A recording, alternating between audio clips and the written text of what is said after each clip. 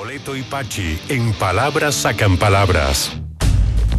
Son las 6 de la tarde con 40 minutos. El ecólogo Ricardo Rossi recibió el 16 de octubre en el Centro Cultural La Moneda por primera vez el galardón Reconocimiento a la Gestión de Áreas Protegidas, cuyo jurado estuvo integrado por exministros de distintos gobiernos. El reconocimiento es un reflejo de la institucionalidad medioambiental existente en Chile, que busca establecer una legislación de todas las áreas protegidas, marinas, terrestres, dulceacuícolas, que conforman el Servicio de Biodiversidad y Áreas Protegidas. Es director del Centro Internacional Cabo de Hornos. Le damos la bienvenida a Futuro a Ricardo Rossi. ¿Cómo estás, Ricardo? Bienvenido. Hola, ¿cómo estás? Un placer, Andrea y Álvaro, estar conversando de algo que en Chile podemos hacer para el país y para el mundo, que es proteger aquellas áreas de naturaleza que son preciosas, pero además nos traen bienestar a la sociedad. ¿Cómo ha sido tu experiencia en ese sentido, en ese trabajo que ahora merece reconocimiento, como contábamos? Bueno, Chile da un paso, tiene mayor legalidad, ¿no es cierto? En agosto también aprobó una nueva ley, ¿no es cierto?, que es esta ley para condenar los impactos al medio ambiente, y la sensación es que comprendemos que el bienestar humano va de la mano con la conservación de la diversidad biológica, que es muy rica. No son alternativas desarrollo o conservación. Un buen desarrollo es con conservación, y una buena conservación también conlleva una buena economía. Hablemos un poco de cuántas áreas protegidas tiene nuestro país, porque sí he sabido, o al menos uno leyó, que en las áreas protegidas marinas no estamos nada de mal en términos de números, de cifras, de proporción protegida. Además, eso fue en los últimos años también impulsado por distintos gobiernos. ¿Es así o no es así? ¿Qué significa un área protegida también en términos de ¿qué significa que no se puede tener intervención de qué? ¿De tipo de industrias, de viviendas? ¿Qué es lo que es un área protegida y cómo estamos a nivel mundial? Muy buena pregunta, Andrea. Yo partiría diciendo que toda área debiera ser protegida. Pensemos que el cuerpo es nuestra primera área, y si nos protegemos, si tomamos agua saludable, vamos a estar más saludables. Si no tomamos agua, vamos a estar poco saludables. O sea, debiéramos proteger nuestros cuerpos, debiéramos proteger la familia, el hogar, los jardines, las plazas, los vecindarios. Es decir, lo primero que debiéramos pensar es superar esta dicotomía entre áreas protegidas y no protegidas. Toda área debiera ser cuidada. De hecho, anoche estábamos con el poeta lafkenche Leonel Lienlaf, y Leonel decía de su cosmovisión mapuche, no nos hace sentido un área protegida, porque si habitamos de manera responsable, toda área es cuidada, toda área es protegida. Ese sería el primer mensaje. Ahora, claro, hay un gradiente. Y hay áreas que son especialmente relevantes para proteger algunas especies de plantas o de aves, o dar beneficios para la sociedad. Y ahí es súper importante que la legislación tiene un gradiente también de áreas protegidas. Hay reservas forestales que deben ser para el buen manejo forestal. Hay cuencas hidrográficas que deben protegerse. Una de las cosas claves y que en Chile es urgente reforzar es la protección de las cuencas. En Chile desde el año 30, desde 1930, en que se dice que usted no puede deforestar hasta 200 metros al borde de cada ribera de curso de agua. Eso es en el papel, pero en la práctica no lo estamos haciendo. ¿Y qué pasa con eso? Que la agricultura pierde irrigación. Nos vamos quedando sin agua, que es el problema que estamos haciendo. Claro. Segundo, inundaciones. Si ahora cada vez que llueve nos inundamos. Es cierto que hay un calentamiento global, que la nieve va subiendo, pero también es cierto que el principal factor es la deforestación, porque si deforestamos llueve y el agua se escurre inmediatamente, y segundo, si no llueve nos quedamos con sequía. Entonces, quiero partir a los auditores y los auditoras que nos están escuchando diciendo, oiga, en Chile toda área es protegida, mi casa es protegida, mi barrio es protegido, y mi país y el planeta es protegido. Ahora, ¿qué hace el Servicio de Biodiversidad y Áreas Protegidas? Le da por primera vez al país una administración integrada, ¿no es cierto?, del territorio, que es marino y terrestre, y sí hay áreas que están especialmente vulnerables. O sea, Chile central, con estas zonas mediterráneas, es un área que tiene pocas áreas protegidas, y es muy importante estos parques nacionales, los glaciares, lo que se está haciendo en los Andes de Chile central. También ha sido muy importante para las viñas, la viña emiliana, la indómita, tantas que están, ¿no es cierto?, en la zona de Casablanca. cuyo terroir, el carácter, está en las quebradas, en el bosque nativo esclerófilo. Entonces, tomemos buen vino, protejamos bien el bosque. Lo que quiero insistir en que en este premio que he recibido, yo creo que lo que prima es la comprensión del ganar, del estar bien, y somos más íntegramente humanos si vemos florecer los espinos, los litrelos. Ahora, tu pregunta es, ¿hay muchas áreas protegidas, pocas áreas protegidas? Insisto, nunca es mucho y poco porque siempre hay que proteger. Pero en términos de áreas de distribución de parques nacionales, hay un déficit en la zona central. Hay un déficit y eso hay que reforzarlo, y hay un déficit en las zonas de la costa. Fundamentalmente. Ahí tenemos especies amenazadas como los ruiles, que están, ¿no es cierto?, un poquito cerca de Constitución. Son especies muy amenazadas, los queules. Menos amenazada todavía en los Andes, pero en los Andes es fundamental proteger las cuencas hidrográficas. Yo vengo llegando de Altos de Vilche y estoy viendo con preocupación loteos de parcelas, que está bien que se hayan parcelas, pero no en las cuencas hidrográficas con pendientes que no corresponden. En el Maule que San Clemente, si el río Lircay no funciona, se queda sin agua. Exacto. Ricardo, hay una cualidad tuya que es muy llamativa, que es muy interesante, que no solamente eres biólogo, sino que además eres filósofo. Entonces, todo tu trabajo, estaba leyendo, toda tu experiencia ha tenido que ver con este feedback, ¿no? Interrelacionar dos áreas del saber que a veces no conversan tanto, que en tu caso, claro, por definición tienen que conversar. Y ahí me gustaría saber cómo has podido compatibilizar tus dos saberes, tus dos profesiones, tus dos oficios. Bueno, hablábamos con la ministra Maisa Roja el otro día que la primera causa de por qué hay un cambio climático no es la acumulación de gases el primer paso. El primer paso es por qué tenemos una conducta humana que nos lleva a contaminar y a emitir en exceso. Porque los pajaritos, si miramos los pájaros, cuidan sus nidos, los limpian para que las crías salgan bien. A nadie le gusta estar rodeado de basura. Sin embargo, estamos rodeados de microplástico. Estamos inundados de basura. Estamos contaminando sin darnos cuenta que nos estamos ahogando en esta basura, que en parte son estos gases como el anhídrido carbónico, el metano, que nos están generando este efecto invernadero. Entonces, para entender el cambio climático hay causas últimas, ¿no es cierto? Las causas últimas, las causas primeras, y esas son valóricas, son de la ética, son de la educación, son de la cultura. Y después vienen causas próximas, la deforestación, la contaminación, pero la idea es, vamos a la raíz de los problemas.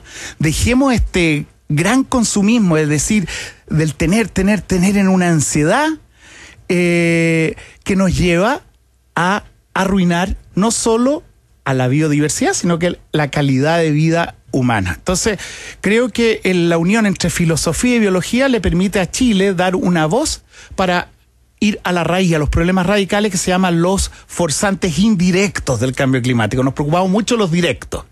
Y esto es complementario, hay que preocuparse de ambos. Entonces, la ciencia, por un lado, da soluciones con la tecnología, da un diagnóstico, pero la filosofía está invitando a recuperar este sentido cultural de la solidaridad. Es decir, no puedo ensuciar un río, no puedo agotar un río si voy a dejar sin agua a otros seres humanos y a otros seres vivos. Ahora, ¿cuáles son las acciones que podemos hacer para hacer estos cambios? Y quiero volver a la idea de las áreas protegidas en su versión más, digamos, culturalmente la que manejamos, sí, que tiene que ver con, y lo que hemos conocido mucho es, por ejemplo, lo que ha pasado en el norte con la minera Dominga. Yo creo que eso ha colaborado también para establecer una idea de que hay zonas de nuestro país que además podemos explotar de alguna manera, entre comillas, es decir, a través del turismo, a través de otras actividades, y que además es eterno, versus poner una minera, por ejemplo. Creo que ese fue un hito en términos que puede ser culturalmente, también podría ser un aporte. ¿Lo viste así o no? Claro que sí, y yo creo que en Chile tenemos varios de esos hitos, digamos. Me acuerdo, y un caso emblemático en Chile es Aysén sin represa, ¿no es cierto? Claro. Y Aysén sin represa tiene tres aspectos. Primero, decir, no queremos represa, ¿no es cierto? Segundo, sí queremos una reserva de vida. Es muy importante el lema, la reserva de vida para Chile. Y tercero, la solución que se encuentra en Chile, que es aumentar, pero dramáticamente, la implementación de la radiación de la energía solar. ¿no es cierto? Y tenemos estos campos de energía solar en el norte. Ahí hay una inteligencia técnica que conversa con una intuición y con estas opciones del turismo y de otras economías. También están figuras legales muy interesantes. En Colombia, hace menos de 10 años, en 2016, por primera vez se incluye en la Constitución un concepto de derechos bioculturales del río Atrato, de un río en Colombia. ¿Qué significa que un río tenga derechos? Es que el río como comunidad de vida, es decir, con algas, con pequeños crustáceos y con peces, puede estar sano. ¿Y cómo surgió eso?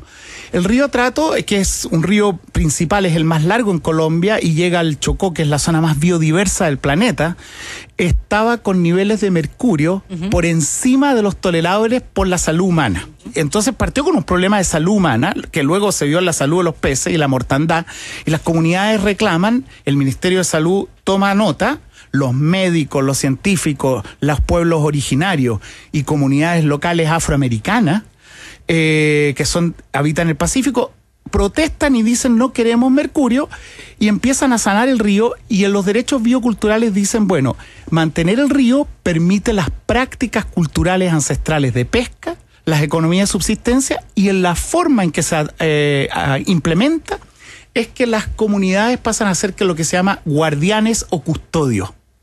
Se le entrega entonces la custodia, y el río tiene una voz a través de estas comunidades que recuperan una forma sostenible. Es decir, ahí tenemos una figura de nuevo de áreas protegidas que es con seres humanos, para seres humanos, desde seres humanos, pero más allá también de lo humano, porque en las mitologías, en los valores, también hay una preocupación porque estén bien las orquídeas, porque estén bien todos esos seres que nos traen belleza junto a los bienes.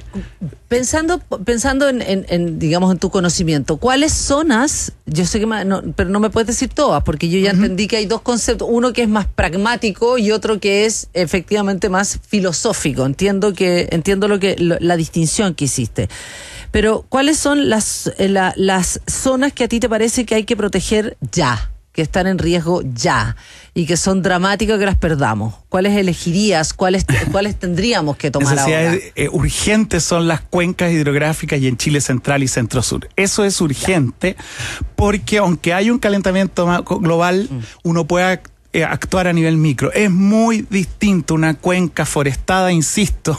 Estoy pensando en Altos de Vilche, pero también estoy pensando en el Cajón del Maipo. ¿Ya? No podemos seguir cometiendo aberraciones que nos van a trastornar, como el Alto Maipo, exactamente. Ya. ¿Qué otra? O sea, las del centro son vitales. Son vitales tanto para las necesidades de la sociedad humana como tenemos una diversidad muy linda, un ecosistema mediterráneo que es muy diverso, menos conocido y está muy poco representado en los parques nacionales, en las áreas protegidas formales. ¿Y estamos avanzando hacia ese lugar?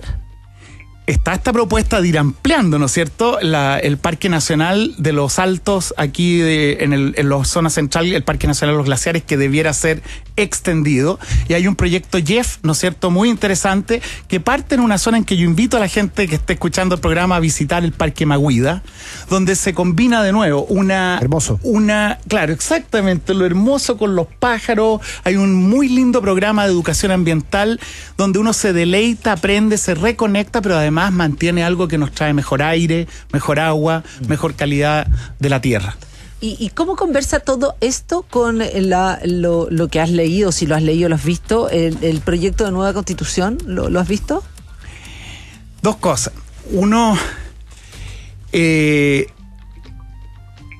los dos textos, en el anterior, que me parece mucho mejor y mucho más cabal en lo ambiental, el primer texto adolecía de un énfasis que se llama animalista, es decir, de mirar a cada animal en sí mismo, y yo comparto absolutamente los derechos animales, evitar el sufrimiento, pero en Chile uno de los mayores problemas que tenemos es que la tenencia responsable de perros y gatos no se cumple, y una de las pérdidas de biodiversidad, una de las causas de las pérdidas de biodiversidad mayores en Chile central, y vuelvo al Cajón del Maipo, son los perros ferales o los perros que salen de las casas a dar sus vueltas, y es increíble la cantidad de pájaros y animales que los perros y los gatos están consumiendo. Yo les hago un llamado a que cuando pensemos en naturaleza, pensemos también en los ecosistemas, en las cuencas, en las montañas.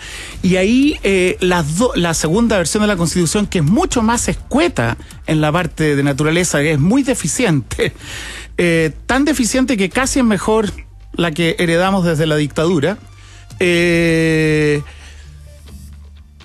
pero adolecen de que hay una confusión en que, aunque es muy importante el tratamiento respetuoso de los animales, no solo en la tenencia responsable en la casa, sino de los animales domésticos, las condiciones de producción de los pollos, las condiciones de los animales en experimentación. Yo he trabajado con Inglaterra las comisiones de los pulpos, es decir, todos los moluscos que se usan. Los pulpos son seres muy inteligentes. Cuando comprendemos esto, y hay una película maravillosa, ¿no es cierto? Octopus Teacher. Exactamente. ¿El pulpo? ¿Se llama? Sí, la vi. Mi maestro del pulpo. El maestro del pulpo, y para que escuchen aquí las auditoras, debiera llamarse Mi Maestra la Pulpa, porque es una pulpa hembra, ¿no es cierto?, que da su vida hasta que tiene sus crías. Y muestra lo lindo de una conducta intencional, de que va cuidando, igual que una madre a sus hijas y a sus hijos, esta pulpa da su vida. Cuando tenemos esa sensibilidad y comemos con atención que ella tuvo su vida libre, somos carnívoros responsables, podemos estar mucho más tranquilos. Una de las brutalidades en Chile son los criaderos de pollo, han mejorado. Hay que ver caso por caso. También la salmonicultura, uno de los problemas que tiene esta acumulación de peces que están unos contra otros y tienen un estrés y unas hormonas que nos hacen mal. Nos hacen mal. Es distinto comer una gallina de vida libre que un pollo encerrado con hormonas. Insisto, hay que ver caso por caso, pero estoy dando los criterios de una constitución que ordena. Y me parece la aberración que no podemos tener como identidad chilena el sufrimiento de un rodeo en que un toro o un caballo se hacen sufrir. No podemos forjar nuestra identidad a costa de un sufrimiento que en su tiempo no comprendimos. Hoy día sí comprendemos que sufre. Por suerte eso quedó fuera ya. Enhorabuena. Ricardo Rossi, director del Centro Internacional Cabo de Hornos, muchísimas gracias por acompañarnos aquí en Futuro. Gracias por estar con nosotros. Y terminar diciendo que en Chile tenemos la posibilidad de proteger porque tenemos belleza, diversidad, estamos a tiempo de hacerlo. Así que muchas gracias por la invitación. Gracias por estar con nosotros. Gracias. Palabras sacan palabras con Andrea Moleto y Álvaro Pachi en Futuro, la radio del rock.